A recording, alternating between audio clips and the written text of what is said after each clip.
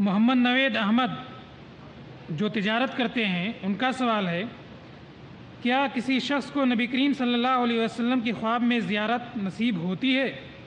اگر کوئی یہ دعویٰ کرتا ہے جبکہ وہ بندہ فاسق و فاجر بھی ہے تو کیا اس کے دعوے پہ یقین کیا جائے گا؟ رسول اکرم صلی اللہ علیہ وسلم ارشاد فرماتے ہیں، من رآنی فقد رآنی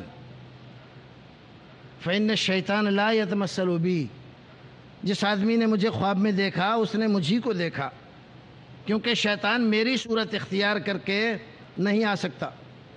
یہ حدیث ہے، صحیح حدیث ہے۔ اس کا معنی یہ ہے کہ جن لوگوں نے رسول اکرم کو زندگی میں دیکھا تھا، ان کو اگر خواب میں آپ کی زیارت ہوتی ہے تو آپ تو پہچان لیتے ہیں کہ ہاں یہ اللہ کے رسول کی صورت ہے، ان کو اس میں شک و شبہ نہیں ہو سکتا۔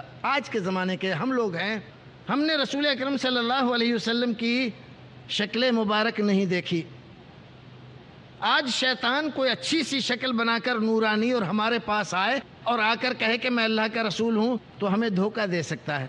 رسول اکرم کی صورت میں آ کر دھوکہ نہیں دے سکتا، لیکن دوسری صورت اختیار کر کے جھوٹ بول سکتا ہے کہ میں اللہ کا رسول ہوں، اور ایسا فاسقوں فاجروں کے ساتھ ہوتا ہے۔ اسی لیے علماء کرام نے، محدثین اعظام نے اس بات کو جانچنے کے لیے کہ اس آدمی کا خواب سچا ہے یا جھوٹا ہے، چند اصول متعین کیے ہیں۔ سب سے پہلی بات، اس آدمی سے یہ پوچھا جائے گا کہ ٹھیک ہے تم نے دیکھا اللہ کے رسول کو خواب میں؟ ہاں، بتلاؤ آپ کا چہرہ مہرہ کیسا تھا، آپ کی شکل و صورت کیسی تھی؟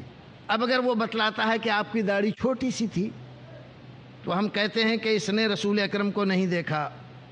وہ کہتا ہے آپ کی داڑھی بہت لمبی تھی تو ہم کہتے ہیں اس نے رسول اکرم کو نہیں دیکھا۔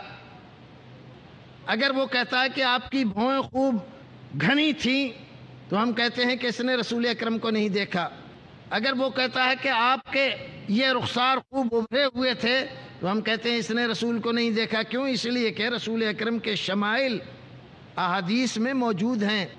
آپ کی شکل و صورت، خد و خال کیسے تھے، اس کے مطابق اگر وہ بتلاتا ہے تو ہم یہ کہہ سکتے ہیں کہ ہاں اس نے رسول اکرم کو دیکھا۔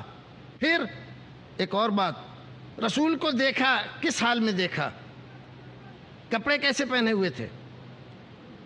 اب وہ آدمی کہتا ہے کہ وہ ٹوپی لگائے ہوئے تھے تو ہم کہیں گے کہ نہیں، اس نے نہیں دیکھا۔ کیوں؟ اس لیے کہ رسول اکرم نے ایسی ٹوپی نہیں لگائی۔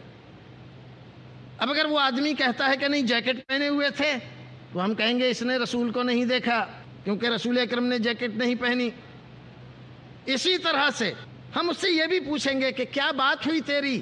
اب اگر رسول اکرم نے کوئی بات کہی اور وہ بات آپ کی ان ہدایتوں کے خلاف ہے جو آپ نے اپنی زندگی میں دی تھیں، مثلا رسول اکرم نے اپنی زندگی میں کہا کہ مغرب کی اذان کے بعد جماعت سے پہلے 2 رکعت سنت پڑھو۔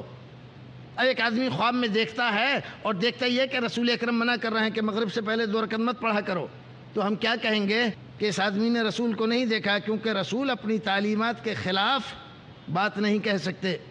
اس طرح کی بہت ساری علامتیں ہیں جس کو دیکھ کر ہم پہچان سکتے ہیں کہ اس نے دیکھا اور اس نے نہیں دیکھا۔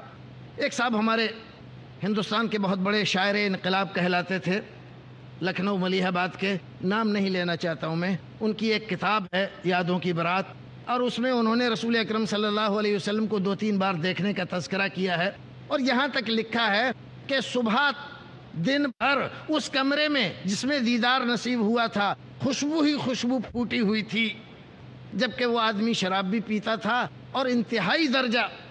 اور اسی کا یہ شعر ہے کہ جو لوگ عقائد سے غذا پاتے ہیں یوں عقل کی آواز سے گھبراتے ہیں، جیسے کہ بہاراں کی ہوا چلتے ہی بیمار لحافوں میں دبک جاتے ہیں۔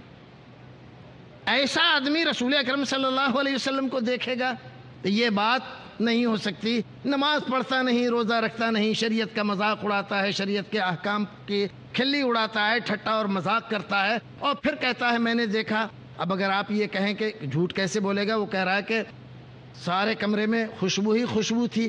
خوشبو کا ہونا رسول اکرم صلی اللہ علیہ وسلم کی آمد یا دیدار کے لیے کوئی علامت نہیں ہے۔ محدثین کرام نے، امامان دین نے رسول اکرم کا دیدار کیا خواب میں، لیکن کسی نے خوشبو کا تذکرہ نہیں کیا، لہذا یہ علامت نہیں ہو سکتی۔ شیطان کہیں سے خوشبو لا کر اور اس کمرے میں پھینک سکتا ہے، اور اس آدمی کو دھوکہ دے سکتا ہے۔